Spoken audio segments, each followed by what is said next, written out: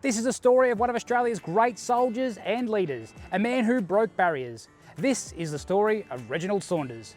Reg Saunders was born on the 7th of August 1920 in Western Victoria. He was a proud Gundit man. Service ran deep in his family. His father Chris served in the First World War, as did his uncle William, who was awarded the Military Medal for bravery, dash and courage. Reg and his younger brother Harry grew up listening to these stories. But after their mother died in 1924, Reg was taken to the Lake Conda Mission, where he received his primary education before leaving school at 14 to go work at a timber mill and later a dairy. When the Second World War came, Reg didn't hesitate. In April of 1940, aged 20, he enlisted in the 2nd AIF with the 2nd 7th Battalion. An avid sportsman before the war, his leadership was obvious almost immediately. Within weeks, he was promoted to Lance Corporal, and just 3 months later, he was an acting sergeant. Throughout 1941, Reg fought in Libya, Greece and Crete, and it was whilst being transported from Greece to Crete, the ship he was aboard, the Costa Rica, was bombed and sunk. Reg survived by scrambling onto a destroyer. In Crete, when the evacuation failed, Reg was left behind enemy lines and spent almost 11 months hiding, protected by local civilians. His darker complexion making it easier for him to blend in with the Mediterraneans. In May of 1941, they were taken off the island by submarine. In 1942, Reg was sent to New Guinea, and it was while serving there he received devastating news. His younger brother Harry had been killed on the Kokoda track with the 2nd 14th Battalion. Reg fought through the Salamua campaign with the 2nd 7th, and later saying, "I preferred fighting in the jungle being a bush boy." In October of 1943, his battalion was returned to Australia, and it was here Reg was sent for officer training at Seymour in Victoria.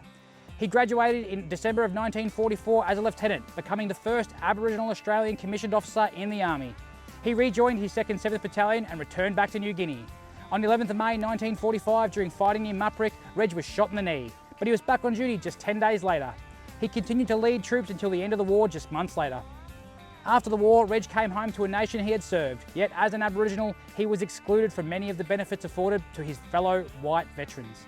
He spent years working in various jobs as a labourer, a conductor, and even working in an iron foundry. But when the Korean War broke out, Reg was eager to serve again. Serving with the 3rd Battalion, Royal Australian Regiment, he took charge of a platoon, later commanding Charlie Company during the Battle of Kapyong in April of 1951, where under sustained fire, 3RAR held its ground, earning a United States Presidential Unit citation that is still worn by the battalion today. After leaving the Army in 1954, Reg continued to serve the community. He became a local cricket captain and an RSL sub-branch president. In 1969, he moved to Canberra to work as a National Liaison Officer with the Department of Aboriginal Affairs. In 1971, Reg was appointed a member of the Order of the British Empire for his service to Aboriginal and Torres Strait Islander people. In 1985, he was appointed to the Council of the Australian War Memorial. Sadly, Reg Saunders died on the 2nd of March 1991, aged 69.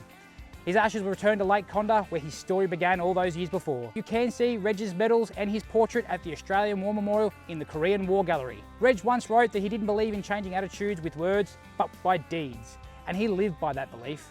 And that is the story of Reg Saunders, MBE, and that's a story worth remembering.